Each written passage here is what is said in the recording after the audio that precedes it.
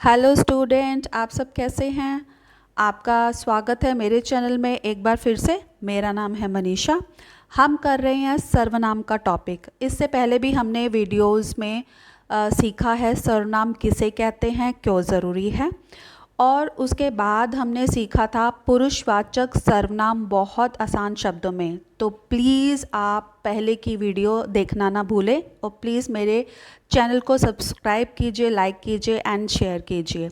आज हम करेंगे निश्चयवाचक सर्वनाम। ये भी बहुत हम अच्छे तरीके से करेंगे, इतना ढंग से करेंगे कि कभी भी भविष्य में आप इनमें कभी भी गलतियां नहीं करेंगे।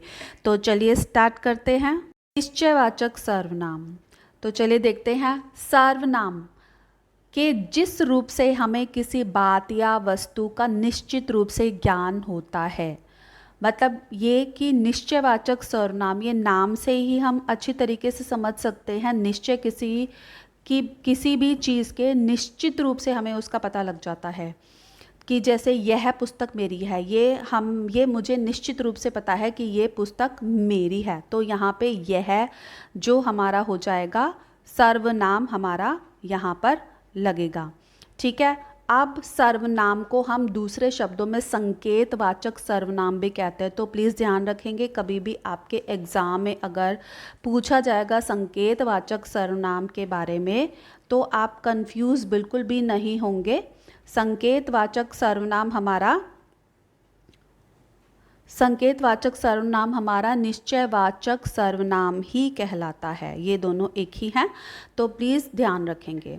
ठीक है। अब चलिए देखते हैं इसके आगे। इस पे यह वह, इसमें हमने देखा यह वह ये वे आदि किसी घटना या किसी भी चीज़ का पक्के होने का बोध कराते हैं।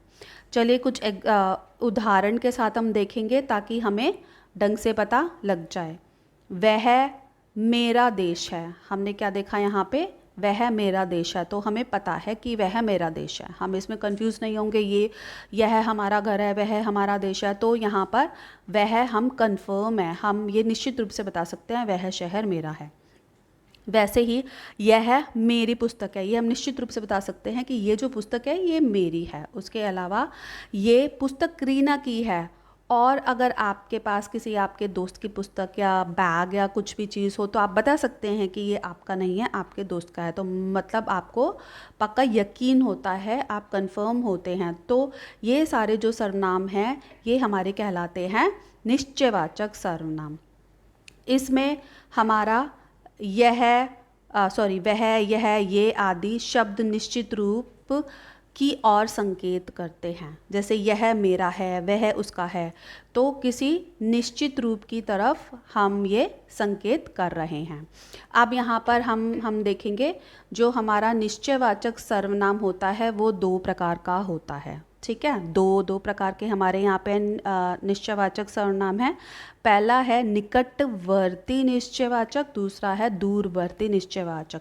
बिल्कुल भी कंफ्यूज नहीं होंगे, इसके भी नाम से हमें अच्छे से पता लग रहा है। निकटवर्ती निश्चयवाचक मतलब जो चीज़ है जो हमारे पास है। निकट मतलब पास होता है, जो हमारे पास है। और दूरवर्ती, दूर मतलब जो चीज़ हमसे दूर है। अब आप एक बताइए, आपकी कोई भी एक पुस्तक आपके किसी दोस्त के पास है, तो वो अभी आपके पास नहीं है, वो आपसे क्या है, दूर है, क्योंकि वो आपके दोस्त के पास है। लेकिन आपको पता है कि जो आपके दोस्त के पास पुस्तक है वो आपकी है, आप निश्चित रूप से ये बता पा रहे हैं, तो वो आपका हो जाएगा दूरवर्ती निश्चयवाचक सर्वनाम। Okay class. अब इसके बाद हम देखेंगे निकट। अब यहाँ पर हम देखेंगे इसको और अच्छे से हम यहाँ पर समझेंगे। निकटवर्ती निश्चयवाचक सर्वनाम, जो शब्द निकट या पास वाली वस्तुओं का निश्चित रूप से बोध कराए। वही जो अभी हमने देखा था, जो निश्चित रूप से बोध कराए, वो हमारे क्या हो जाते हैं, निकटवर्ती निश्चयवाचक सर्वनाम कहलाते हैं। हम उनके उदाहरण के साथ साथ समझेंगे। पहला हमारा है यह पुस्तक, यह मेरी पुस्तक है, तो हम कंफर्म है यह, मतलब जो हमारे पास है, ठीक है, निकटवर्ती। अब ये जो गमले हैं, ये गमले हमारे पड़ोसी के हैं। तो ये जो गमले हैं मतलब जो हमारे आसपास ये जो गमले हैं ये हमारे पड़ोसी के हैं, मतलब वो हमारे पास ही हैं, ठीक है। तो उसके बाद और इसमें हमने क्या देखा, यह और ये दो हमने यहाँ पे सर्वनाम देखे, यह और ये। क्लास हमने देखा यह और ये।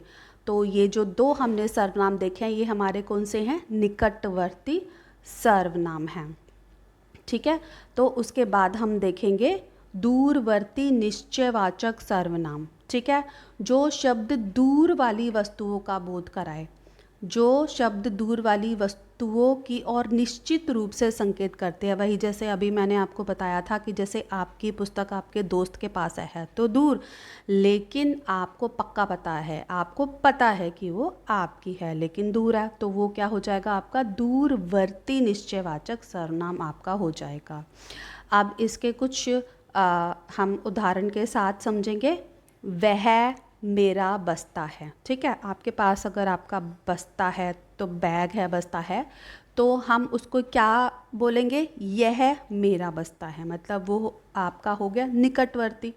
और अगर कोई आपसे दूर है तो ये क्या हो जाएगा, वह मेरा बस्ता है, ठीक है। तो अब उसके बाद दूसरा हम ये देखेंगे, वे लड़के बहुत मेहनती हैं, ठीक है। जो हम बात कर रहे हैं वहाँ पे उन लड़कों की जो दूर हैं, जो हमसे दूर खड़े हैं, वे लड़के बहुत मेहनती हैं। अब इसमें हमने देखा, इसमें वह और वे दूर वाली वस्तुओं का बोध करा रहे हैं। वह वे लड़के जो दूर की चीज़ों का बोध करा रहे हैं तो वो हमारे हो जाते हैं दूरवर्ती निश्चयवाचक सर्वनाम, ठीक है। तो इसमें हमने देखा कि निश्चयवाचक सर्वनाम के दो प्रकार हमने सीखे हैं। पहला हमने सीखा है निकटवर्ती निश्चयवाचक सर्वनाम, दूसरा हमने सीखा है दूरवर्ती निश्चयवाचक सर्वनाम। और हम थोड़ा सा हम पुनरावृत्ति कर लेते हैं। सर्वनाम के कितने भेद हैं हमारे, सर्वनाम के हमने देखे हैं 6 भेद हैं। और आज हमने जो किया है वो किया है निश्चयवाचक सर्वनाम, ठीक है क्लास। तो प्लस आज की हमारी वीडियो यहीं पे ख़त्म होती है। तो प्लीज़ लाइक कीजिए, सब्सक्राइब कीजिए। आपका दिन शुभ रहे। धन्यवाद।